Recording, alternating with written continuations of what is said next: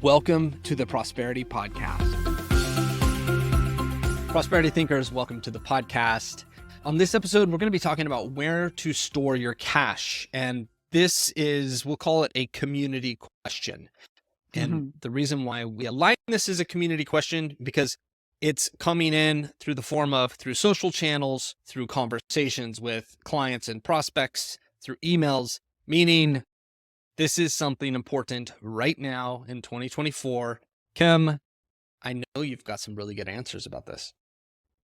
Well, it's such an awesome question. First of all, where do you store your cash? Because it indicates that people have liquid savings. When people are asking that question about storing cash, it's not for investment dollars typically. And I think over my career, in my early years, I did not separate out the difference between investments and savings. Yet now, after 30 plus years of helping people with their personal finances, I'm so clear on the difference. And I think clients are clear. Clients and people that listen to us use our guidance for implementation in help at their personal financial level. And in the past, I'm not sure that people made that distinction. So it's awesome that this is coming up. So this is liquid savings, emergency, and opportunity money. It's so important to add in that extra element because really good investments require typically larger lump sums. And yet our lives operate monthly. So you must have some basic place. It's very boring, very liquid, where you can just put money every month. And ideally, the more automated it is, the better. Yet you still have the question of where do you store this liquid wealth? And I just recently saw in a financial planning magazine, huge long article about high yield savings accounts and money markets here and credit union accounts there. And this is going to fall under a category that I call chasing interest rates. And it's futile. It is such a waste of time. It creates havoc at tax time, right? Because we have a 1099 from these 3 or 4 different accounts that we use throughout the year, all in an effort to get 4.2% instead of 4%. Or maybe, depending on the month, because it does move around a bit, it's 6.1% instead of 5.8% or 5.5%. I mean, it's just crazy. And typically we're not talking about super large amounts of money. Maybe it's 50 grand, 100 grand, maybe it's only 10 grand. But you have these people that are chasing interest rates and yet still feeling like, well, where do you store your cash? And there is an age-old product. And people that have been listening to our podcast for a long time, of course, Spencer, know that it's whole life insurance. And yes, it has commissions. And yes, it has a death benefit, which a lot of people think they don't need. I won't get into that in this conversation. And yes, it is often talked about in the internet space as a scam, which just cracks me up. Or it's not talked about at all. So back to this other article that I read, it's this long commentary on all these high yield savings accounts, maybe mentioning bonds just a little bit, although people are quite afraid of those these days for liquid cash because they realize, oh my gosh, that account can actually go down, a bond account, like a bond mutual fund or something like that. And so again, it comes back to this age-old product of life insurance cash value at a mutual company. Imperative that you use whole life insurance if you're going to use life insurance to store cash, not universal life, not index or variable or any of the other terms that have been created that are marketing languages for fancy hybrid products that are basically still universal life. But whole life insurance, WHOLE, from a mutual company of which there are only about 20 left in the United States, all of them over 100 years old. And if that space doesn't work for you, then pick, I think, a credit union, maybe a medium-sized bank, maybe even a local community bank. Pick one savings account and put your extra cash there. And then I have one additional suggestion, but I'm curious how you would answer the question that is coming up in our community so often, which is, where do you store your cash? That's an interesting question. To give you context, I'm always aware of where the question originates. So if we are in the Twitterverse or Xverse, whatever you want to call it now, you've got a lot of people that will say, hey, look, Warren Buffett is very cash heavy, so I need to be cash heavy. That's where a lot of the conversation happens. And then I've been a big fan of crypto for 12, 14 years now, a long time, a very long time. And And specify crypto. Like when you say that, what do you mean? okay, so I'll give context. I started buying Bitcoin back in 2012 when Bitcoin was 200 and something, $230 a coin. That's when I started buying it. I had the chance to buy it earlier. I didn't listen. I regret. But that's life. Because I think there's a really Yes. big difference Big between difference. Bitcoin and crypto. Yes. So just Yes. go on now So- with your context. Yeah. So Bitcoin is one thing. And I will often think of Bitcoin as gold. And there's a lot of people right now that are, call it more libertarian, the Peter Schiffs of the world and others that are Yeah. very much like, hey, you need to be stacking gold. And it's true that gold cannot be broken down to, it's not an algorithm. It's tangible. It's harder to get rid of. It's harder to Yeah. stack. There's good to it. And I think everyone should have some. Does it mean that we need to have, tons and tons of vaults of gold? No, I don't necessarily believe in that way. It's pretty hard to transact with. Yeah. Bitcoin is like that. The other cryptos have value if we look at them from the utility that they are. And then there are some other cryptos that are just garbage, but it's as though a day trader will trade garbage. They don't really care what sector it is. I've done all of the Right. following. And as you mentioned at the beginning, it's very complicated. You got a lot of different tax documents, and your accountant will hate you. And if you hate yourself, then you'll probably do a lot of that. But where to store capital, credit unions are amazing. I have a lot of friends that are storing their money into investments that make sense, that they really understand. T-bills, what's your opinion on T-bills? I think they can be a great addition. And I still think they often can fall under the category of chasing interest rates. And then you do have some tax issues. Obviously, some are tax free, tax deferred, depending on, what type of account. And that's, I think, an important distinction that we should have made at the beginning of this conversation, which is, are we talking about retirement account dollars or regular dollars? And I've been, during this conversation, only talking about regular dollars.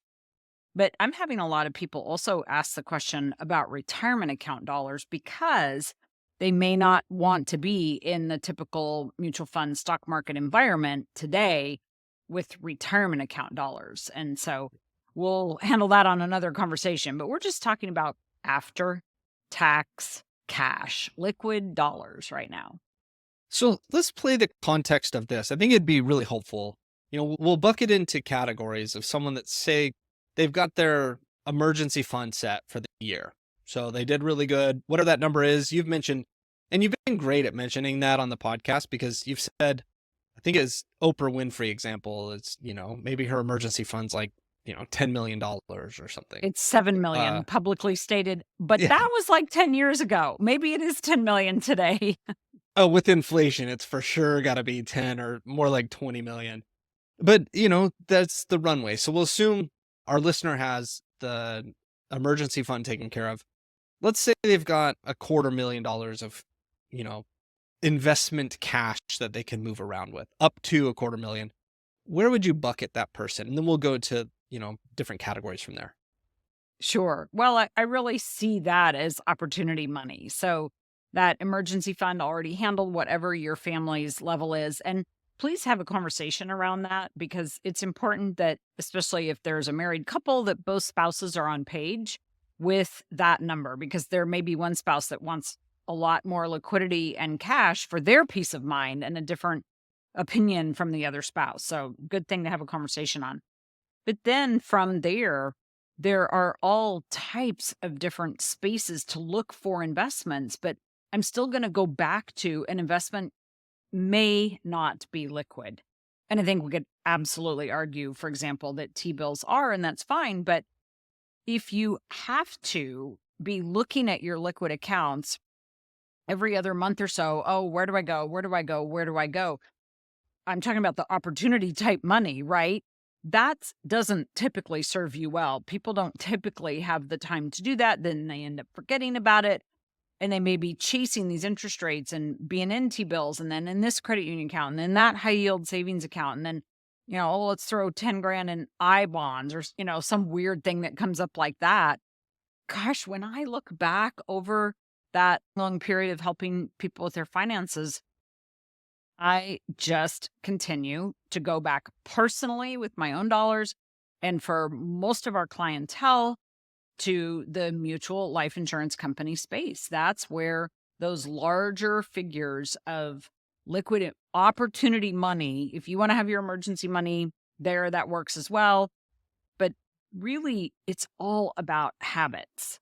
And so, what is your habit around this kind of money? Are you super confident about the place where you have placed it and about your system or your structure where you are letting that cash flow through your environment so that when you do find that perfect investment, you can turn on a dime and invest?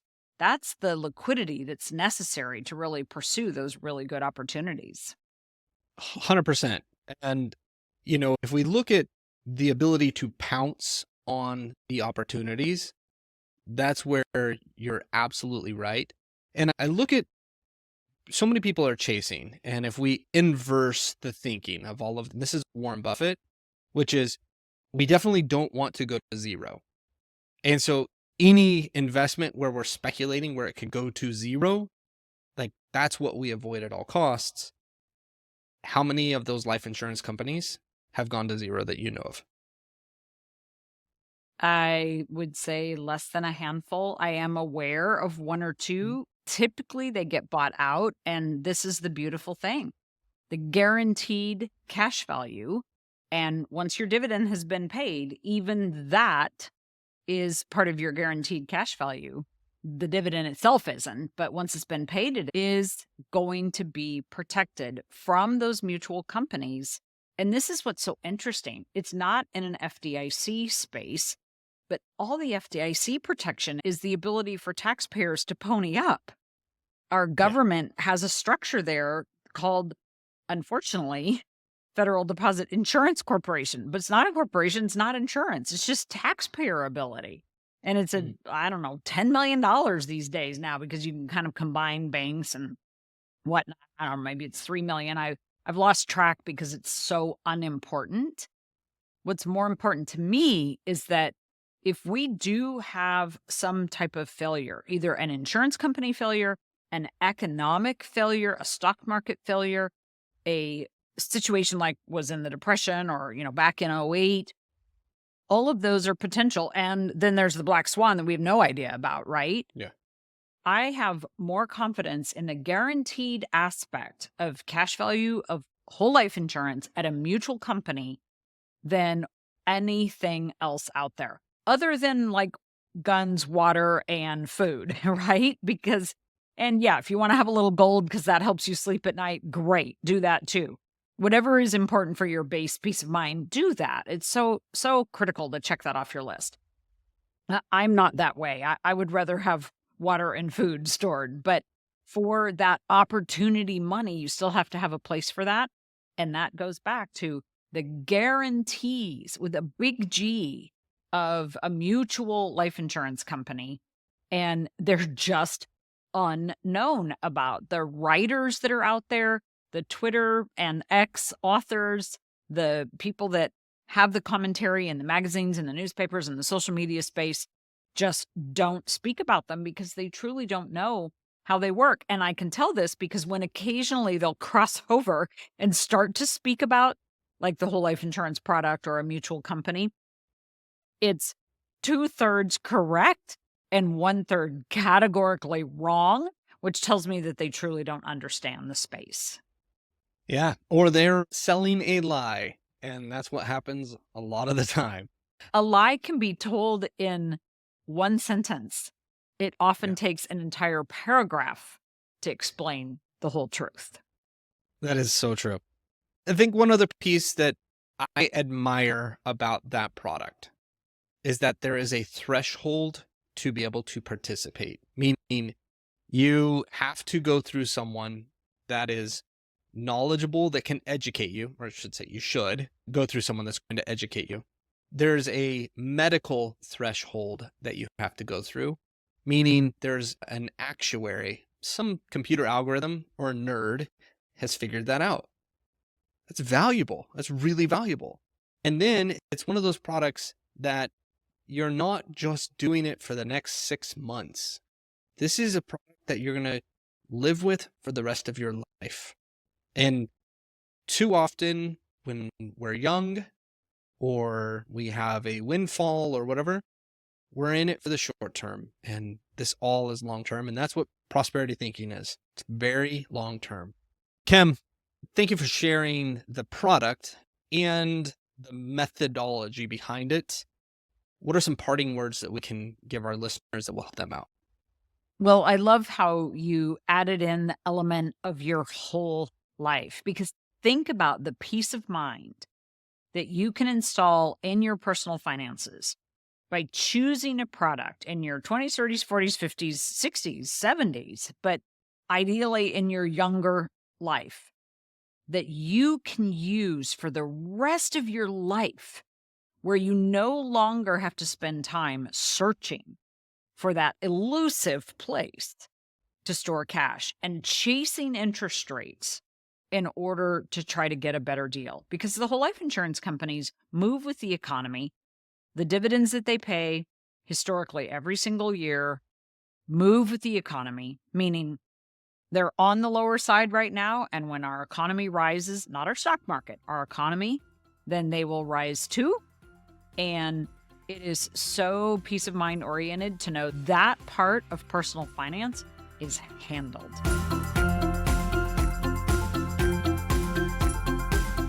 Thank you for listening to the Prosperity Podcast. To take control of your money and have it work for you, visit prosperitythinkers.com.